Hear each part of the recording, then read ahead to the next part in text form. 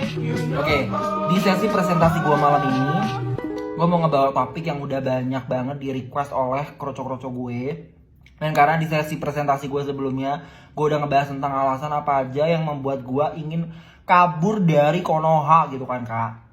So gue mau sedikit share ke kalian persiapan apa aja yang udah gue lakukan untuk kabur ke luar negeri gitu kan.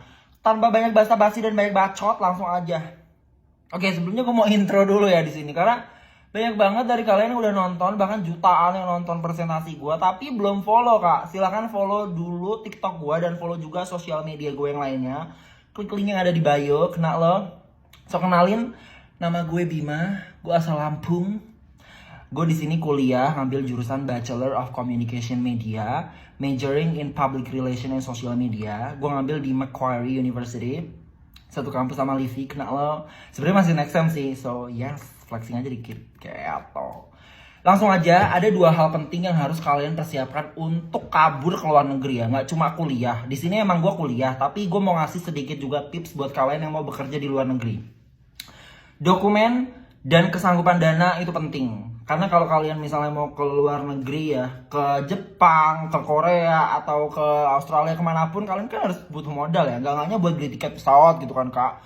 Atau emang kalau misalnya dapet sponsorship dari perusahaan itu ya, kalau misalnya kalian kerja ya monggo gitu kan ya, gratis semuanya. Cuman kalau misalnya kalian kuliah apalagi ya, dana dan dokumen itu semuanya harus everything lengkap gitu.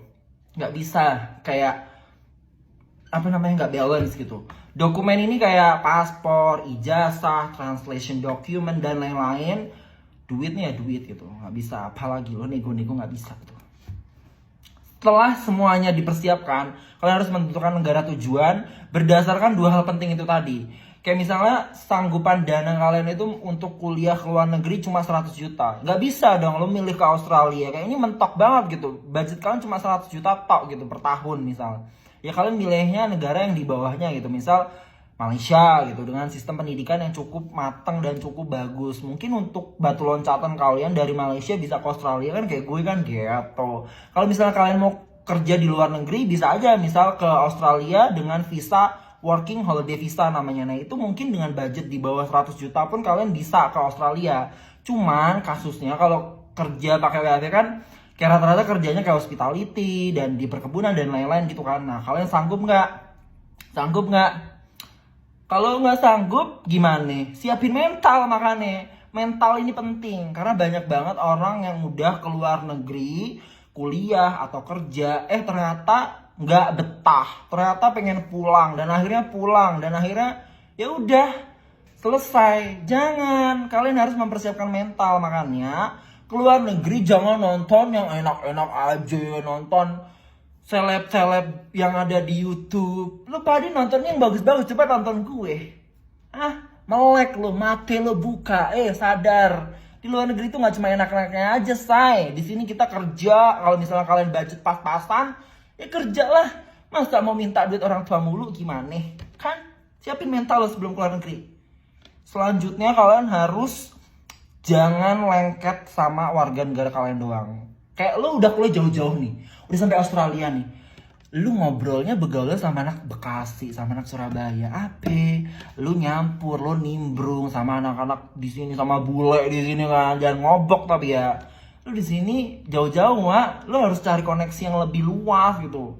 Lu begaul sama negara lo nggak apa-apa sekali dua. Cuman kayak jangan keseringan, apalagi udah kebiasaan gitu. Ngobrol sama itu-itu aja, pasti ngobrolnya pakai bahasa Indonesia. Dan bahasa asing lo nggak improve kan nantinya. Tuh kan?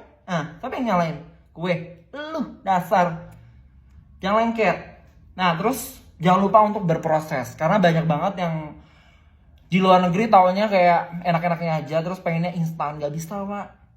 Di sini semuanya harus lo persiapin matang-matang dan semuanya butuh proses. Gak bisa lo tiba-tiba sukses. Mau lo ngambil WHV juga di Indonesia, mungkin dulunya lo manajer, terus lo berharap di sini jadi manajer juga. Lu sadar diri, lu ngaca dulu tuh requirement lu sesuai nggak dengan orang-orang di sini juga. Bahasa Inggris tuh gimana?